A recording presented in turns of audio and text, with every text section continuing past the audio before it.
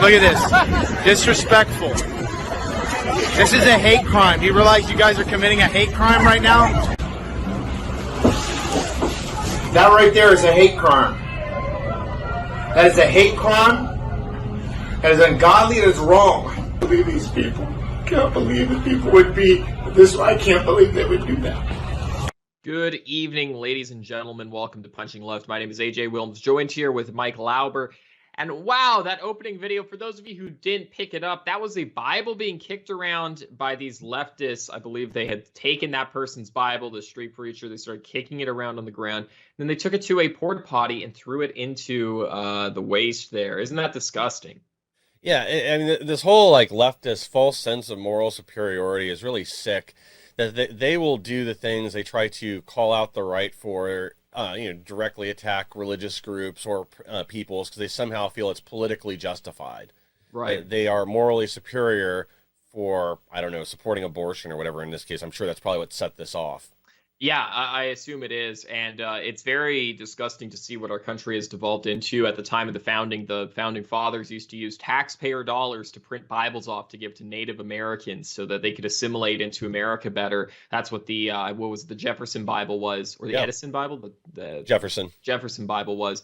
Leftists try to say, oh, Jefferson cut up the Bible, that makes him bad because he's anti-Christian. No, what he was doing was making a very easily digestible version of the Bible to introduce Native Americans to, and then, further educate them later on.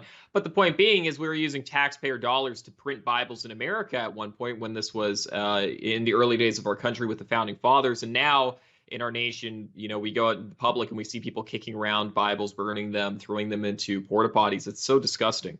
Yeah, and that's the thing, spreading an element of American culture, Christianity, and bringing that out to different Native Americans to try to bring them into the rest of the community. I mean, that's a positive. You're trying to bring in more people, introduce our system, our values.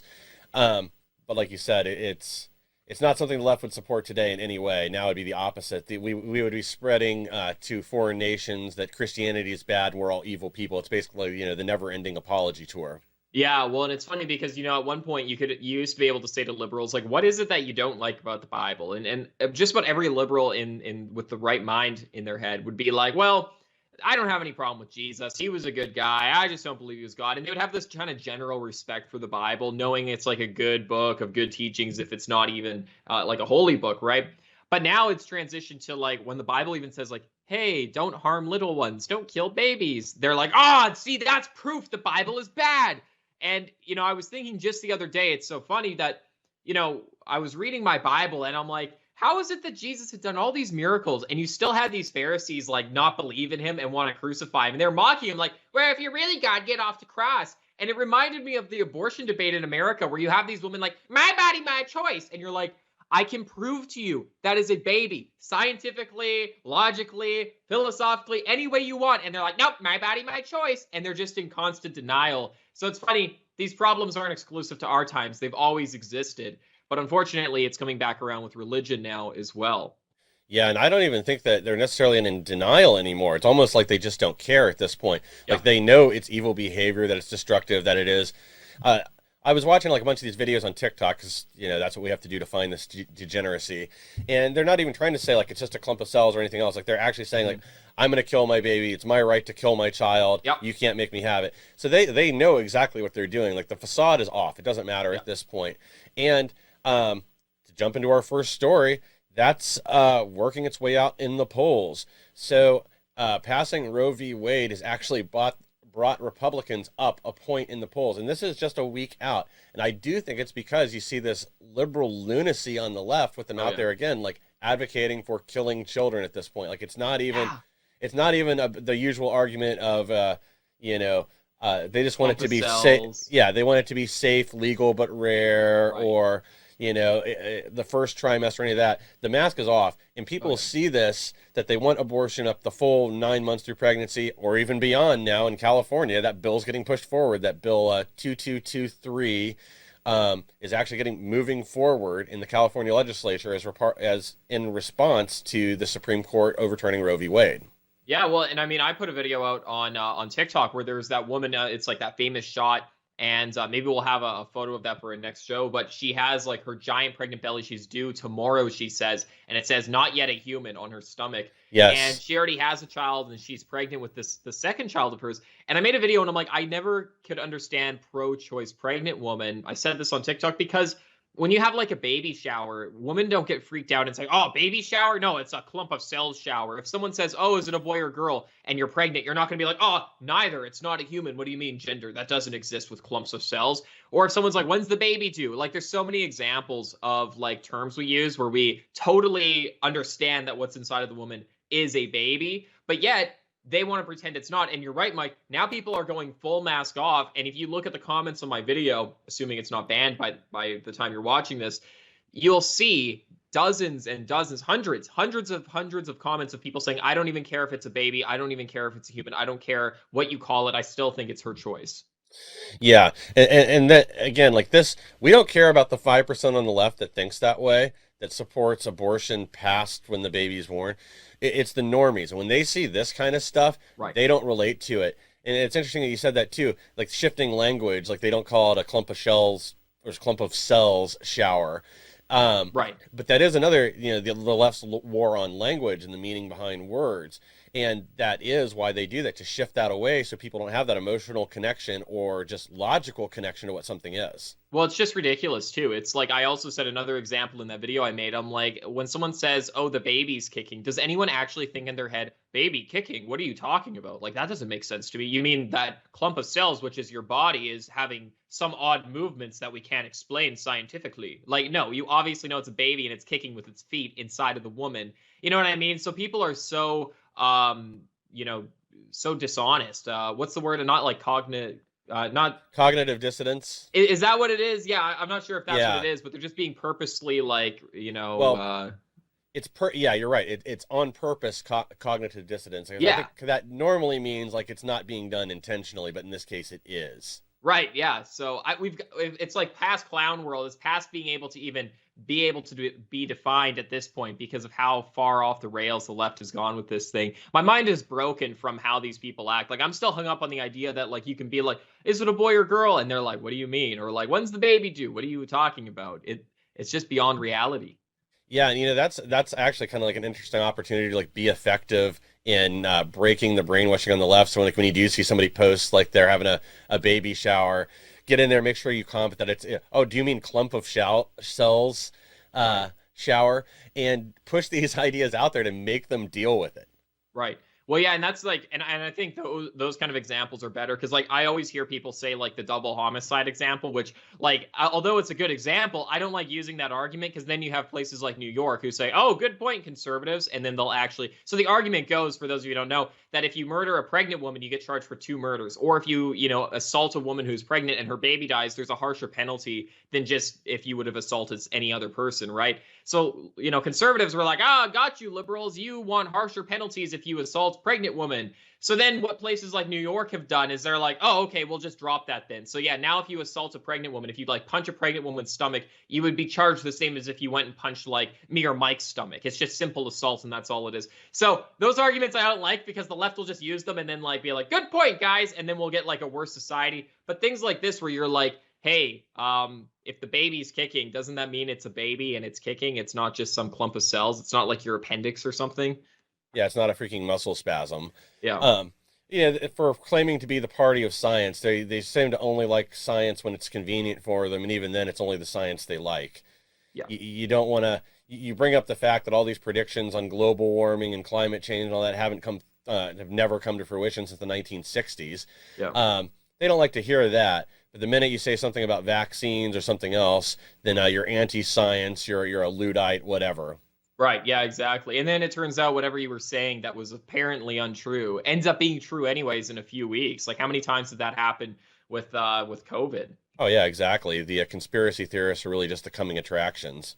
Oh, yeah, absolutely. So, yeah, and I made a video on, like, Bill Nye the Science Guy trying to explain abortion. I made a video on a bioethicist explaining abortion and all these other, scientific individuals. And their arguments are literally just the exact same talking points that you would hear at, like, a Planned Parenthood rally being shouted. It's like, my body, my choice. Let women decide. No uterus, no opinion. And I'm like, these are not scientific observations. Like, you guys are not actually scientists. And Bill Nye is like obviously not a scientist in the first place anyways, but he's claiming to be and then doesn't even act like it, which is just shocking to me. Yeah, he pretends to be. But that's again the game that they play with credentialing too. Is it's only the people that they say are credentialed or going after people and trying to take their credentials away or going after their like law license, as we keep seeing. Anybody that'll defend these J6 defendants or anybody on Trump's legal team, they'll try to get them pushed out of their law firm. So they want to control like the certification, what makes something official, so that it benefits them. They use that as a form of terrorism to keep anybody that does have like a law license or whatever else from practicing or representing conservatives or conservative values. Yeah, absolutely. And then of course on the left you have people who, like, for example, the woman who defended Ghislaine Maxwell also defended like Al-Qaeda terrorists in the US and stuff, and she has never been gone after before because she says even like the worst people need to be defended. But then we'll look at someone who wants to do like a rally on the right wing or something, and then she'll be like, oh, those people are repugnant, no one should represent them. And it's funny you mentioned credentials too, because someone else who commented on my TikTok channel on that video I made, they said, I'm actually a biologist, and I do not think that this is accurate. What is inside the woman is not human. And I'm like, you're not a biologist. Like, you're typing in all lowercase letters. You have terrible spelling and grammar, and you look like you're 20 years old. Like, you're not a biologist. What are you talking about? And she replied, and she's like, I majored in biology, and I'm planning on getting my PhD one day in biology. And I'm like, that makes you a biologist? What are you talking about, woman? Even if you had a PhD, that doesn't even make you a biologist. Everyone knows you have to like work in a field and have experience before you can call yourself whatever you're trying to be. You know what I mean? It's like people who go through basic training and they're like, I am a soldier now. It's like, no, you're a boot. You got to go on deployment. You got to get some experience. Then you can say that, Yeah, well, anymore, I wouldn't even trust the experience depending on where they went, because they went to one of these like brainwashed political organizations. They could have worked in the field for 5 years and still not know anything. Well, just like people that come out with these degrees where you've got a grievance studies degree or whatever, and they pretend to be an expert in racial equity. It's if you've just been taught garbage and poison, you still don't know anything. Oh, absolutely. Like, I worked in a lab. I was a clinical lab assistant for a little while, so I have more like biology experience, and I can call myself like a lab technician more than most of these people who have like full degrees in biology. And I have a degree in political science. Like, it's not even close to like the hard sciences, but yet I would have more authority to speak on some of these issues. But everyone knows that if you have to go back to authority, you're probably not making a very strong argument in the first place anyways. No, not at all. And yeah, if you're leaning on just a degree and a slip of paper and trying to use that as your proof instead of actually doing research, gathering facts, and giving something to back up your opinion, then yeah, you're just trying to lord it over people and pretend that somehow you're better than them because you paid a government institution, $150,000 for a slip of paper. It's not hard to graduate university today. Like, everything's online too. All of the tests and quizzes are online. Your final exams are online. You use Quizlet to get all your answers for all your exams. Like, anyone can get any degree nowadays. The only things I respect at this point are like postgraduate degrees or graduate degrees. If you go to like law school, med school or whatever, but then you have to pass like a standardized test like the LSAT or the MCAT or score high on them. So in that case, it's like then really what you're bragging about is being able to do good on one test, because everything before that is super easy to just squeak by on. As my friends in community college used to say, C's and B's get degrees, and that's really true. Yeah, exactly. Pay your fee, get your C at a lot of schools too. Like as long as you're there, like they won't fail people out because the college is dependent on the money coming in. Yeah, exactly. And there's some schools, like for example, it's Harvard, which is like obviously a hard school to get into, but they actually fired a professor, or threatened to, because they weren't giving out enough A's to their students, which I suppose in the context of Harvard, it kind of makes sense because they're like, look, it's Harvard students. They should be getting A's. They're smart kids. But I know even at like some community colleges and stuff, although it wasn't dictated to like the professors give A's out, it was like you show up, you pass. Like, it was impossible not to pass that class. There was professors who would constantly brag about like, I have never had a student in my life fail my class. And we had people showing up like, not showing up like half the time to class and stuff and still getting through with a C or a B. Yeah, but unfortunately that's the way it is. And it's not even necessarily a college. A lot of times it's professors. They'll do that. They'll intentionally make a class easy so everybody can get through it. And then people want that class. It improves their rating. And I'm not sure how that helps them in the long run. But also, people have this tendency to want to be friends with everybody and not say the hard, mean things that will actually help them improve their life. Right. So So, I mean, like, the whole bragging about having a degree thing, especially today. I mean, if we were living in like the 1950s or something, I mean, maybe. But like, dude, we're living in 2020, especially post-COVID schooling. Like, everything is just online. You can cheat on all of your tests and exams, and nobody cares. The professors don't care. Nobody cares. Because you know what the professors say? The professors say, well, once they get into the workforce, that's where they really learn everything. And that's where they're really going to be, weighted out the good from the bad. So they justify it, these professors, by saying, well, college, it doesn't really matter. And all the other colleges are passing everyone anyways. They're kind of trying to wash their hands clean of their guilt. They're like, oh, well, if they didn't go to this college, they would just go to another one instead. So I may as well pass them. And then when they get to the workforce, that's when there's going to be, discrimination based on who's smart or not. Yeah, that's really kind of messed up. Like, it used to be that a college degree would actually mean something if that was on your resume or whatever, that you may not be an expert in the field or working in it, but you should at least have the background knowledge and the base knowledge where you can go out and do a job. Whereas now, if you're coming out of college and saying, well, you're really going to pick it up and you're really going to learn once you start working, that shouldn't be that shouldn't be what flies. That shouldn't be the norm. Yeah, and it should be kind of like trade school is, where you learn all the background information. You learn just about everything you need to know about your job before you get there. And obviously, with any job, there's a lot you learn on site. But you should come in with a little bit of knowledge. Like, for example, I have a political science degree. If I wanted to be a lobbyist, which is what a lot of people do with a political science degree, there's like nothing I know about lobbying that I learned in school. Nothing at all. I would go in just the same as some 18-year-old who just graduated from high school with the same amount of knowledge as him, right? So they don't prepare you whatsoever for any type of job. And with political science, especially, like, what jobs can you do with political science, and how does the degree help? My degree hasn't helped me at all in what I'm doing here, that's for sure. Yeah, same here. I mean, I hate to even say this, as I know I also have a degree in political science, but I think it just prepares you to flip burgers and bend tacos. Yeah, exactly. It trains you to be a barista. Yeah. I've been working on the art of espresso when I'm not on here. Exactly. Yeah. Likewise. Well, anyway, so these people with their pro-abortion arguments, like they make nonsensical arguments. Whether it's like, I'm a biologist, and it's like, no, majoring in biology at a college does not make you a biologist. And also, even if you were a biologist, doesn't mean you're right about everything all the time. You can still be wrong as a biologist. It's like when scientists say climate change is real, it's like, yeah, but are you like a climate scientist, or are you just like a, microbiology guy? Because why would you know anything about the climate then? That's like saying, oh, I'm getting heart surgery from like my eye doctor, but it's still a doctor. Yeah. That's not how this works, though. Yeah.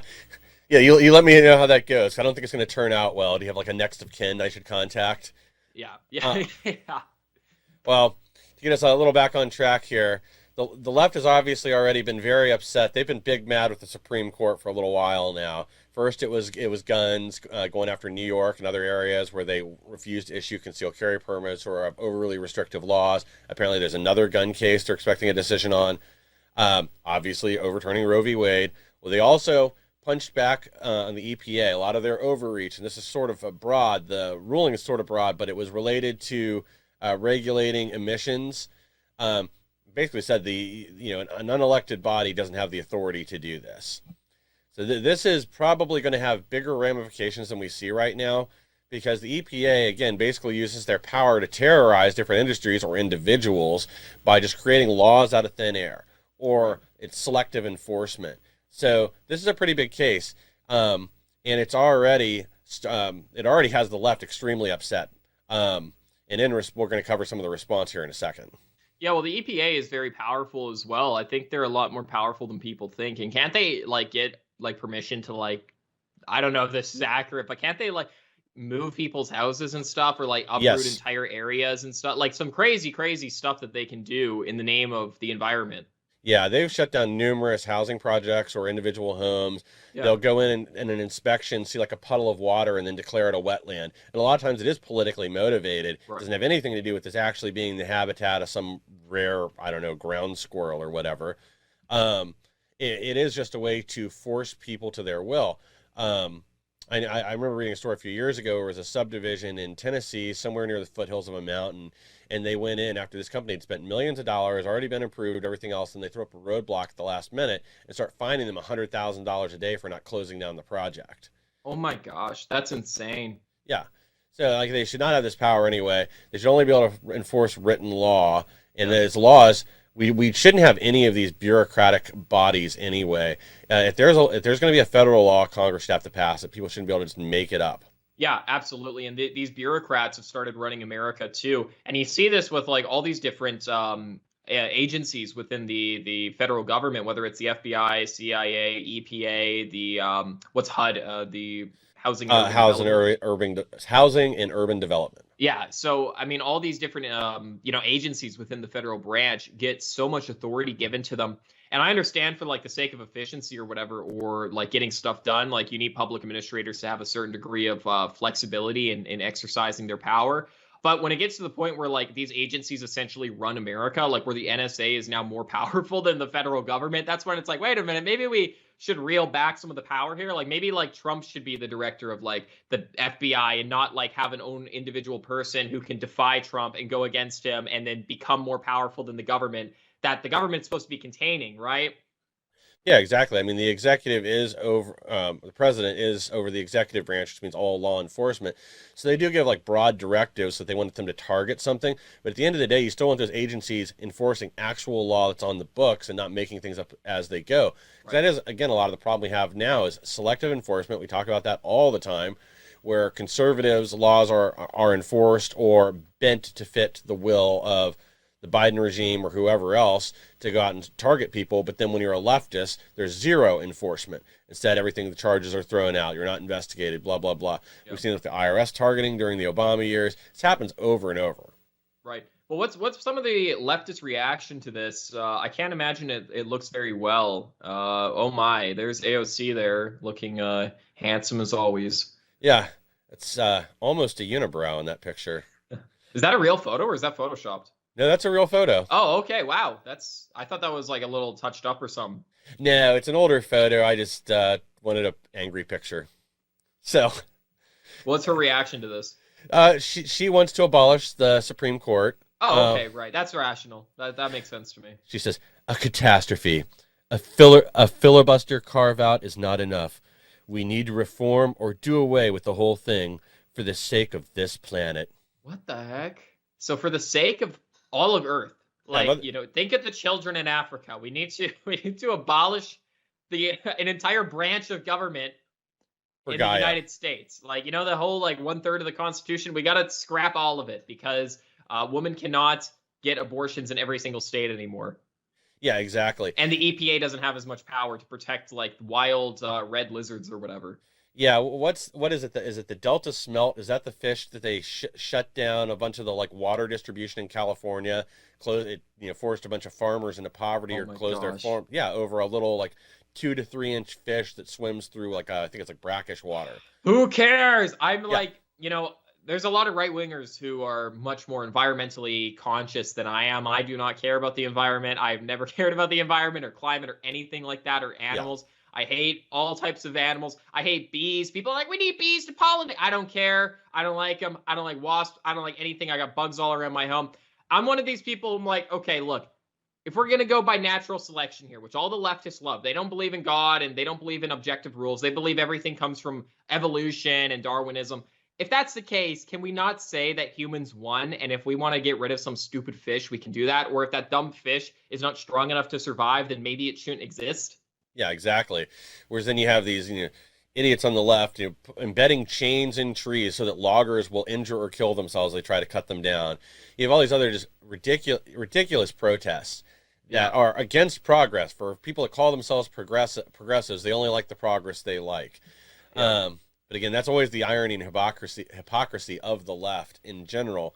But it's also they have the news media right behind them. So if we look down here at the bottom of the screen, the framing from AP isn't just breaking. In a blow to the fight against climate change, the Supreme Court sharply limited how the nation's main anti-air pollution law can be used to reduce carbon dioxide emissions from power plants. So they frame things in a way that's supposed to make like the general public turn on the Supreme Court. And I don't think that's going to happen at this point.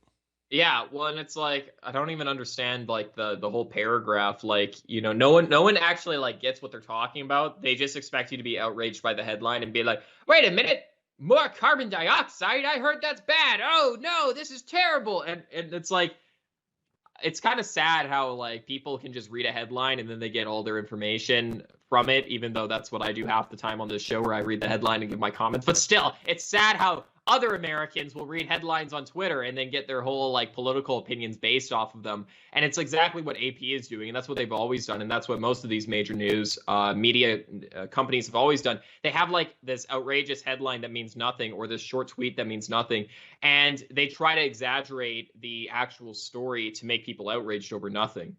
Yeah, or instead of focusing on, say, the opposite side of this, that this will like increase jobs in the coal industry and other things, because now industry, power production, things like that, they're not going to have to suffer under these regulations that, again, change on a whim, which will open up opportunities in those industries. Even if you want to like talk about clean coal or other things. Right. But it's well, we need energy independence too. I mean, yes. like, you know, you see in Europe right now that Germany and what is it, Denmark now, I think they have started to burn coal again when they promised they never would, because they used to rely on Russia's unethical or unenvironmentally friendly oil to get their power. But now, because they're, you know, sanctioning Russia and they want to declare like a little proxy war on Russia or whatever, or like a, you know, trade war on Russia. Now they're saying, we need our own energy now. We better go back to burning coal. It's actually quite disgusting. I remember having a debate with my high school principal over this, believe it or not, back when I was in high school. And I was like, why is it that we buy oil from Saudi Arabia instead of drilling our own? And he's like, oh, because if we drill our own, that's bad for the environment. And I'm like, Saudi Arabia like puts women in trash bags and cuts hands off people and executes Christians. Like, why is it more moral that we're buying oil from them and making them more wealthy instead of like cutting down some trees and digging into the dirt to get oil in America? And he's like, well, because the environment means more to people. Isn't that insane? Well, yeah, and this is also like operating under the assumption that somehow like Saudi Arabia or wherever is more environmentally sound in their practices extracting the oil, which we all know is complete BS. Right. I mean, look at Venezuela, same thing. I mean, they had oil in their tap water in several cities when they ramped up production prior to Chavez basically murdering that country. Right. Yeah. So, I mean, like that just goes back to like the example I was saying with Russia. It's like, you know, Germany just like, you know, outsourced its bad environmental standards to Russia, and Russia was happy to take the money. The Germans were happy to get the votes from the dumb progressive liberals who know nothing about politics.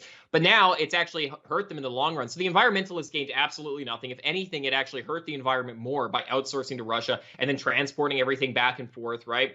And then in the end, they're going to have to go back to burning coal anyways. And it didn't matter because now you guys have been completely dependent on Russia, and that's hurt yourself. That's hurt the economy and every other aspect within your country because you weren't being able to be energy independent.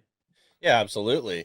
You know, the left doesn't want to pursue certain strategies when it comes to energy. You know, they don't want to pursue nuclear or other things that are much cleaner than burning coal or oil or whatever else. We're not going to get away from oil anytime soon because at the end of the day, what we need is portable energy and to power your vehicles, power everything else. And like electric vehicles, the technology is just not where it needs to be for widespread mass production, especially when it comes to like shipping goods across country, things like that we need liquid energy for now. And you've got several states. New York's facing rolling blackouts this summer just because anytime there's a heat wave, you can basically count on them shutting the lights out coming soon because we've gotten away. I mean, we were energy independent just a few years ago when gas was under $2 a gallon, and look where we are now. I mean, I'm afraid to even look at what gas is up to at this point. Yeah, I know it's getting rough. It's getting real bad. But I think the reaction from these progressives, because they care so much about the environment, is a little insane. And like we just saw there, AOC wanting to abolish the Supreme Court because of this ruling. It's actually crazy. And this is why we've always said on the show, we need to fight fire with fire. And we're not going to be able to beat AOC with Mitch McConnell. We can't beat someone who's saying, let's like abolish the Constitution and get rid of the Supreme Court of America. With someone saying, hey guys, maybe less regulation and less tax on individuals. It's like, yeah, that's great, but maybe we need something a little more fiery to fight back against radicals with, you know? Exactly. We need somebody that isn't just like trying to put the brakes and slow things down like the turtle does. You know, the example I've used before is, the left is going further left than a Ferrari, and you got Mitch McConnell there pedaling his tricycle down the highway. But he's still going the same direction. We need somebody that's going to turn that around and actually move things back, but policy that's actually effective and gets our country back on a better track. I mean, I cannot believe how far things have slid downhill just since Biden was sworn in. Oh yeah. I was thinking about this the other day, and because it isn't just the gas prices and food prices and everything else, it's all the other problems that this administration has created that we are going to have to deal with. It's going to take years to recover from all this damage. Oh, absolutely. And things are going to get worse and worse. I mean, we're not even halfway through the Biden administration's like run here. And that's like the concerning part is like we still got quite a long ways to go. And oh my, let's hope he does not win another term because I don't even want to know where the country would be in 6 years from now. I don't know if we would even still be a country in 6 years from now. I don't think he could survive a second term, and I certainly That's don't true. think he would win again. But that's just my opinion. So in response to this losing in the Supreme Court, well, two things actually with Biden. So their direct response to this EPA story was they decided to take aim at the largest U.S. oil field, threaten to stop production, which sent natural gas prices through the roof. And again, this is their response. This is from Greg Abbott. President Biden's EPA seeks to stop gas production in the Permian Basin. That'll raise gas prices even more. This action is completely discretionary. Biden has the power to stop it.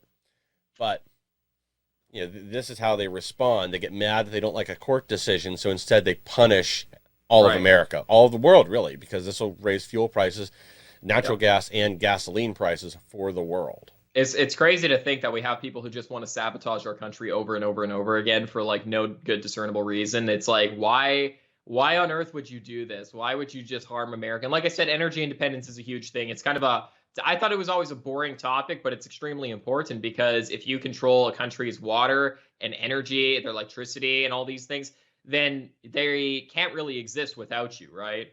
Exactly, especially energy. Like, I think that's the modern way to control people. That's why the left is so obsessed with environmentalism.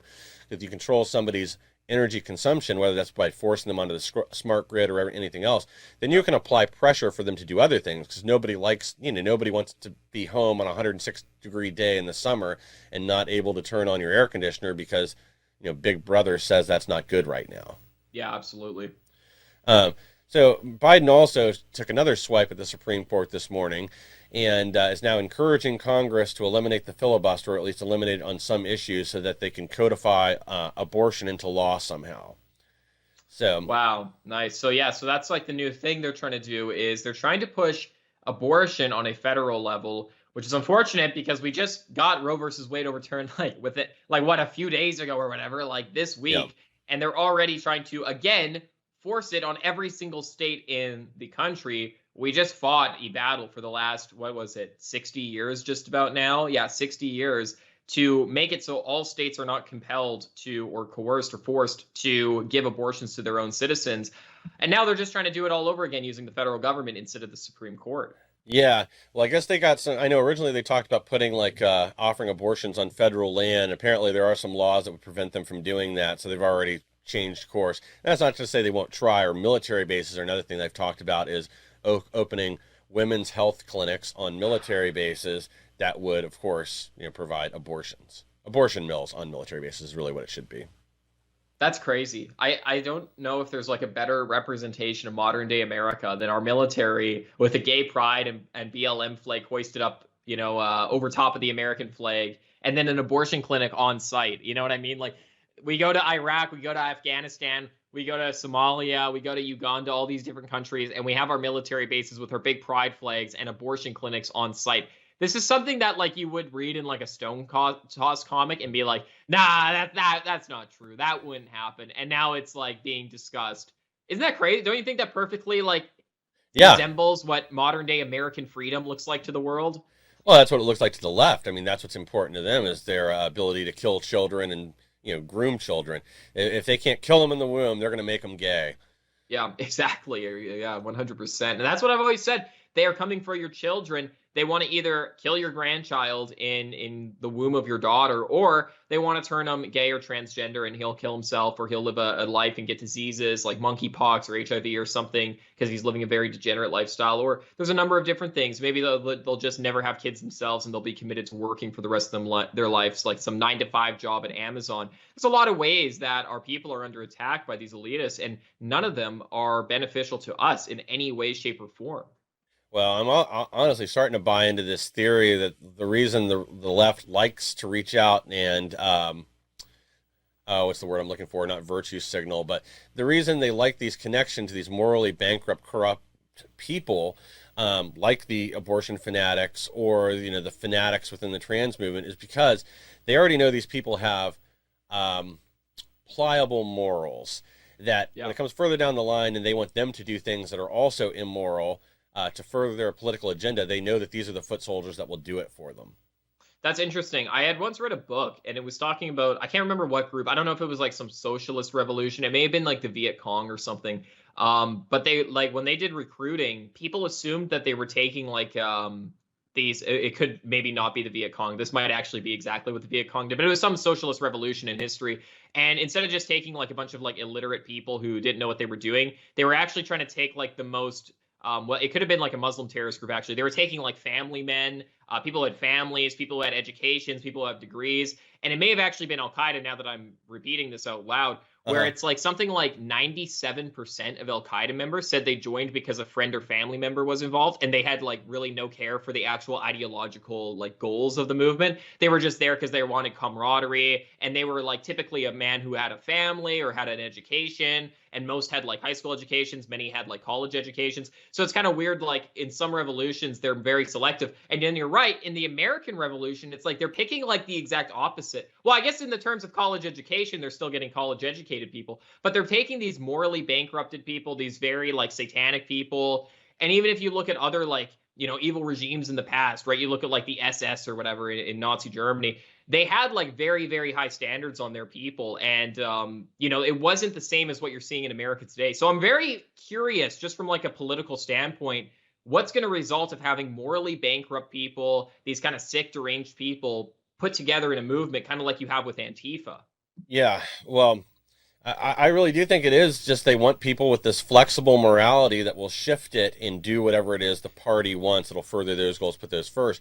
But when you do talk like the SS or whatever, this was something else. A lot of their induction rituals and other things, when they would bring people in, were ways to make them break their morality, because then it would move them closer into that group and away from their family and away from whatever else, so they'd be willing to do more terrible things that, a few years before that they never would have thought about doing. So it is a common tactic. I wonder if what they're doing by taking all the crazy people in America is like they're just trying to use them for destabilization, and they're not actually trying to be able to use them for like positive reasons, if that makes sense. Positive not in the sense of like good, but positive in the sense of like moving towards an actual goal as opposed to just destroying everything. So for example, Antifa could just be used like, they're like, well, look, we can't control these guys. We're going to give them bricks and they're just going to break whatever's near them. They'll break our houses if they come in our neighborhood. So let's put them in like these nice Christian white areas or big cities, and we'll have them destroy it. But then maybe they are trying to form like a non-crazy group of people who will actually be their legit foot soldiers. Maybe that's why they're trying to take over the military and police, I don't know, to actually carry out their real goals. Yeah, well, I think taking the military and the police is more to get places that have been centers of right-wing power to remove that. But I do think they want to use all these crazies and lunatics, your Antifas, your diehard BLM people that, again, have they're morally bankrupt. It is to sow chaos and just create problems at this point, that they know these people will go out there and they will do harm to the community, and then people will want an escape. They'll turn to government for an answer. But then they'll, just like with every other revolution, they'll be executed. They'll be put up against the walls because they were part of the problem. And then that's to like establish some level of legitimacy for our new tyrants. Happens every single time. Every time in a revolution, the leader always kills all the revolutionaries. There has not been a single revolution where he's like, okay, we won. Let's all form a Congress now together. Never, ever happens. And people like will never learn. And that's why I think, I'm thinking like the Cuban Revolution and stuff like Fidel. Maybe he just used these crazy revolutionaries who were actually like just a bunch of dummies, and he used them to just destroy the country. And then he just rose to power being the only like rational one, and then killed all of them. You know what I mean? And that could be what Antifa is being used as for these elites. Yeah, exactly. They hope that people will turn to the less crazy at some point. Yeah, well, that's a huge thing I know people talk about with Revelations. It's like, it talks about like a one world government in the book of Revelations, and like one central authority. And you don't get that if you have a strong nation state with good values and a strong government. And I don't even mean strong as in like a a government with a lot of control or whatever. But I mean a strong government in the sense of it has strong morals, it has strong values, it has strong principles, it has a strong judicial system, strong checks and balances. If you have a really strong nation with strong people, you're not going to turn over to the UN to like take over your nation. Why would you? Everything's going good. You're only going to give over to a higher authority if everything in your nation sucks. If our country in America here, if it looked like Somalia, believe me, most Americans would be saying, okay, let's just join like the UN. Let's just join, like, let's try to get into the EU or something. Let's try to go into this like global governance thing, because then we'll get more money. We'll get a competent leader. Well, our living conditions will improve. So they need to, by definition, destroy our leadership, destroy our quality of life, make sure we own nothing and we're not happy. So then that way we're more willing to give in to a charismatic world leader who can promise us that everything will be okay if we join them. Exactly. They want to give us a taste of Somalia so that we'll be willing to give them more power and more authority so then they can further their agenda in other ways. Yep. And the ignorant among us won't realize the end goal really is something close that will more resemble Somalia or whatever third world country that you want to insert into that. And they'll go along with it because they think it'll be an answer. They think it'll be better than what we have now, especially if 6 months from now we really do have like mass starvation and you know, a real energy crisis where there's constant rolling blackouts. Maybe you can only get fuel on Wednesdays. Your license plate ends with J or whatever. Well, people don't understand like how easy it would be for like America to slip into like being subservient or whatever to like a one world government or like an organization like the UN. Because, you know, you can think of it in terms of like states with the federal government. Like a lot of states said, we're never going to listen to the federal government. No way. State sovereignty, 100%. And now, like, every state just, like, bows down to the federal government at any point because the federal government has all the money. And if your state wants nice highways, you got to do what the federal government says. If your state wants, you know, more, like, food or electricity or water or whatever, then you need to bow down to the federal government to get what you need. America is no different in the sense that it's a nation state, and we may have to bow down to a large, you know, internationalist organization in order to get good things that we need, like food and water, electricity, especially as these things become more and more scarce. Exactly. And it's also a good illustration of like why these, like the EPA, these other unelected bureaucratic agencies, why they need to go, because this is gradually shifting more and more power away from the states, away from individuals to the federal government. So we become more and more reliant on them, and then they have more and more power over us in turn. Right. And eventually you get used to it where you expect this. This is how, like we talked about this a few weeks ago, where like the Biden regime now is if you don't let men into women's restrooms in your grade school or boys into girls' restrooms in your grade school, that they are going to cut your school lunch funding. So they will use that to then put a gun to your head, force you to do what they want, because over time they become reliant on this. And if you don't, there's no warning, you say, hey, your school is going to lose this $1.5 million of funding that you get every year that goes towards your lunch program if in the next month and a half you're not letting men in the women's room. Yeah, exactly. It's really upsetting to see how that happens. And it happens so quickly and people don't realize that. And, you know, even more importantly than how quickly it happens is how fast people will buy into it, which is why, like, I don't believe in democracy, because the majority of people, in my opinion, are stupid. So why would we let a bunch of people, like, I like to believe in quality over quantity, and that applies even more so in politics than anything else. But unfortunately, with like a democratic system, it's quantity over quality. You can have one very smart person who understands an issue and has studied it for years, but his vote is counted just the same as someone who's like a homeless guy. And if him and his homeless buddies crawl out of their boxes and tents and go vote against what is actually like good for the country, then it will win. Not because it's good. Everyone can acknowledge it's the bad choice, but hey, quantity over quality. A lot of people want this, so we may as well just do it. Yeah, exactly. And unfortunately, it is how the Democrat Party acts now. They govern with either with fear or bribery. It is what you know, when you talk like inner city minority voters, they cater to them by promising more benefits, more whatever, which is really sick.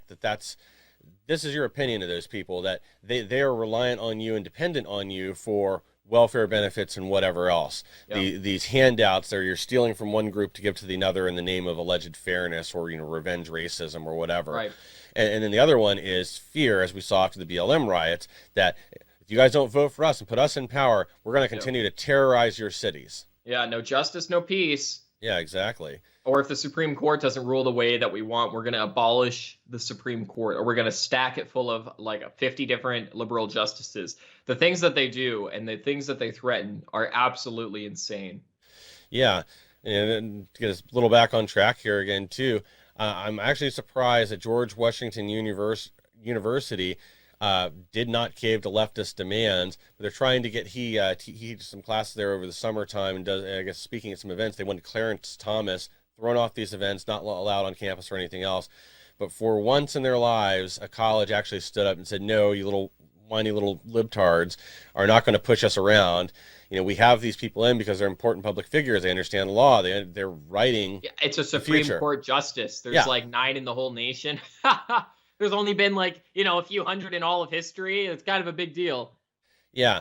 And one thing I was looking at right before this is I was trying to figure out, is this the same George Washington school that wanted to change the name to something else a few months ago? There was a big petition among the citizens because George Washington was a racist slave owner. This school is like insane. It is extremely liberal. I think it's in Washington, if I'm not mistaken. And there was actually like just 2 days ago or something, their OBGYN department or whatever, their like School of Medicine has a lot of sub departments, and their OBGYN one put out a statement saying that like this Roe versus Wade ruling is completely unconstitutional and completely immoral, and how dare they not allow abortion in America.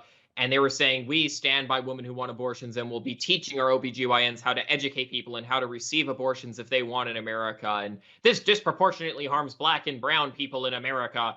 That's what they say now. That's, I guess, instead of people of color, now they say Black and brown people in America who don't have money for travel expenses. So we need to help them get their abortions or whatever. So this university is very liberal. And they also put out another statement a day later, again, in support of abortion.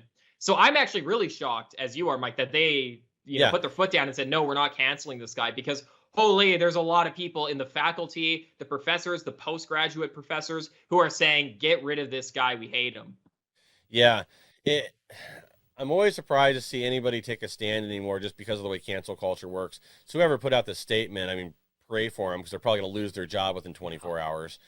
But like you said, like, at least they actually had the testicular fortitude to not just back down and throw this guy or throw Clarence Thomas off this program that he's agreed to come in there and teach. He realized the students will benefit from it, even if it sends them to their cry closet for 2 days. Yeah, absolutely. So, I mean, it's great that and I mean, it makes sense to allow him to speak, because it's like, even the liberal justices, they come to, their reasoning is always like based on law, even if it's like stupid law, but it's still based on law. And it would be interesting to hear, even if you disagree with the justice, their reasoning behind finding a certain law. So for example, with Roe versus Wade, the original one, when it was first decided on, the reasoning was like, it had nothing really to do with abortion. It had to do with healthcare in general. And it was like, well, abortion is healthcare, and healthcare is protected by privacy. So therefore, Fourth Amendment right to privacy protects abortion. And it's interesting hearing how like these justices like manipulated law in order to come to the conclusion they wanted. And regardless of your feelings on any Supreme Court decision, if you read their reasoning, both on the left and the right, you'll be like, I could definitely see how people think this, because they do come up with like logical reasoning. Just sometimes it's based on like completely immoral foundations and such, like with abortion. Yeah, exactly. And it has surprised me, though, in these last couple of rulings that you haven't had more of the liberal or any of the liberal justices like go along with it. Not necessarily on abortion, because obviously that's like such a political hot potato, right, that no leftist justice will ever go along with that. But some of this, like the EPA overreach, some of these other things, I'm kind of surprised you didn't have at least one liberal break off and side with it, because that is something, for as much garbage as we give them. To give a story that ran the other way, Kavanaugh just sided with the liberals with the left side of the court on immigration and ending this Remain in Mexico policy. This literally just came out right before we started recording here today, so I've not had a chance to rule through it. But there is some swap over and some crossover, especially on some issues when it comes to the courts, or the high courts at least. And that, it's too bad that the left bases things on, they try to find excuses for the behavior they want to see within law, like justifications for it. Right. Whereas the right operates under the intention. Law. Yeah. It's this is what the law is. This is what the Constitution says. So this is how we will enforce it, even if it hurts our side right now.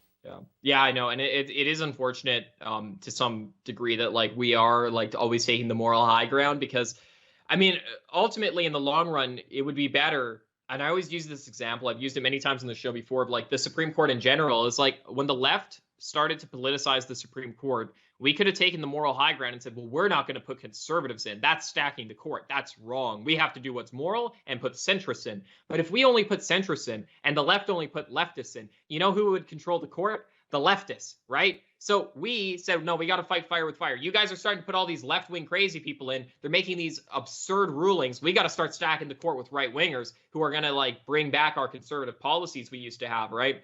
So in the same way, I think that some of these justices, maybe like Kavanaugh, maybe like Amy Coney Barrett, these people are like maybe feeling the heat of society. And I have a feeling, especially people like Amy, on a first name basis with her, of course, people like Amy, you know, she's probably thinking, man, like abortion's murder, like legal or not, constitutional or not, like abortion's murder, and that can't fly in this country, you know? And that's how she should be thinking, because that's how the left has thought the entire time they've ever been on the Supreme Court.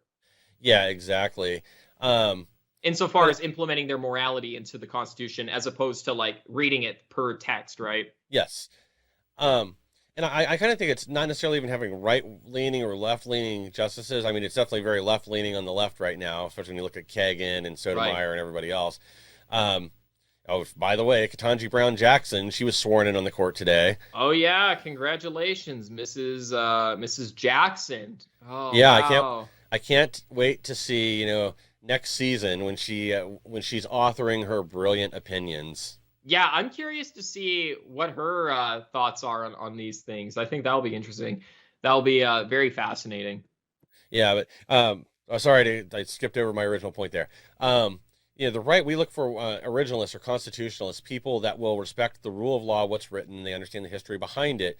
And that doesn't mean there aren't some things that do need to be like modernized and adapted, obviously, because again, the Constitution was written hundreds of years ago and a lot of things have changed, but they still try to base this on laws and they stick to the law, even when there does need to be an adaptation or a rule change for a new piece of technology. Well, that's the crazy thing is like the conservatives or the right wingers on the court are just like normal people who would have like lived at any time or whatever. In fact, they're probably even a little more progressive than the founding fathers and them would have been.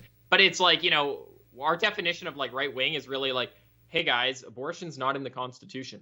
Hey guys, it says the right to keep and bear arms. I think that means bear arms. You know what I mean? It's just like, hey, isn't that common sense? Like your average farmer in the 17 or 1800s would have had that same kind of like knowledge that these justices are coming into. It's just common sense.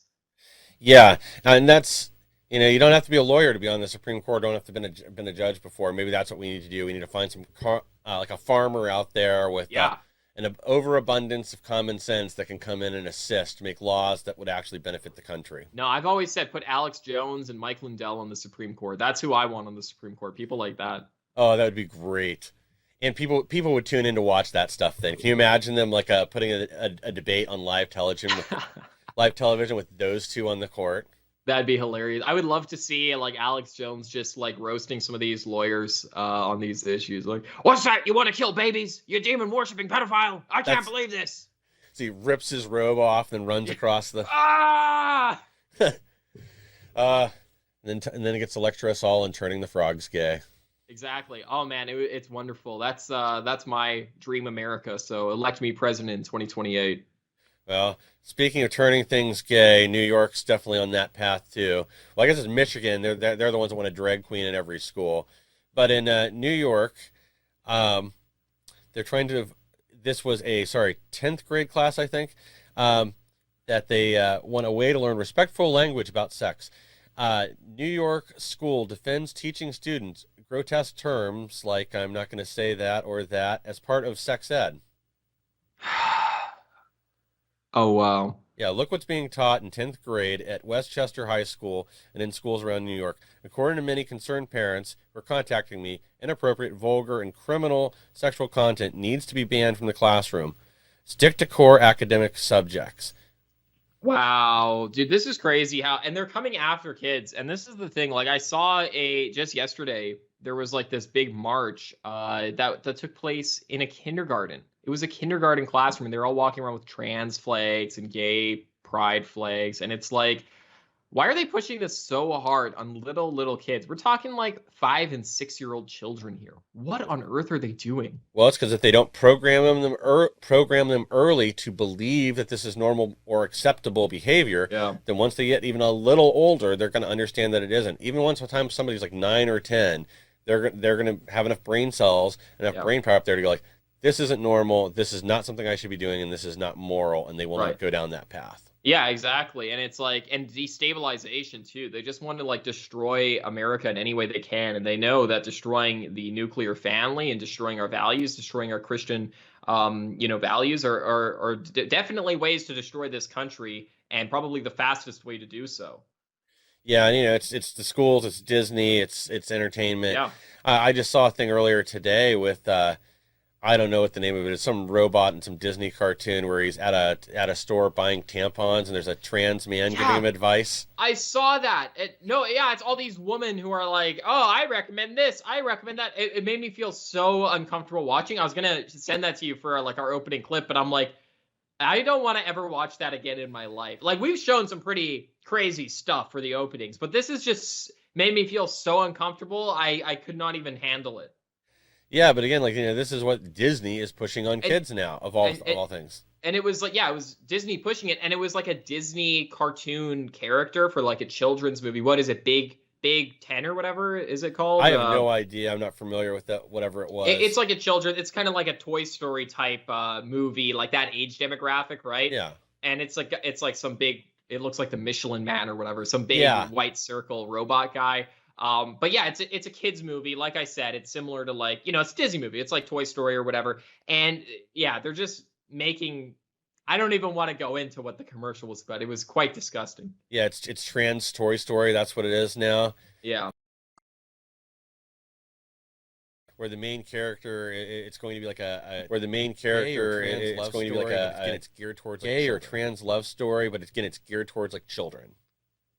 Dude, our country, it's not going to last very long. And this is the thing, again, like with democracy, it's like the masses don't understand this. Like, the masses can't study history and understand like the trajectory of where we're going politically. But if you speak to like, quote unquote experts, like people who have studied history, you talk to historians, they'll tell you, the smart ones, yeah, the whole like sexual revolution stuff, that happens just before an empire collapses. It happened in Greece, it happened in Rome, happened in the Weimar Republic. It happens all the time just before a great empire completely collapses and gets destroyed. So I'm over here like, hey guys, writing's on the wall. We got like 10, 20 years maybe before all of America is just gone and broken. Or it's like a complete police state that is being kept together with like an iron fist of the federal government. Weimar Republic, that really is the path that we're on right now. Weimar Republic, that really is the path that we're on right now. It's the same thing they saw. They had increase in degeneracy and other stuff. As their currency was collapsing, people were using a wheelbarrow full of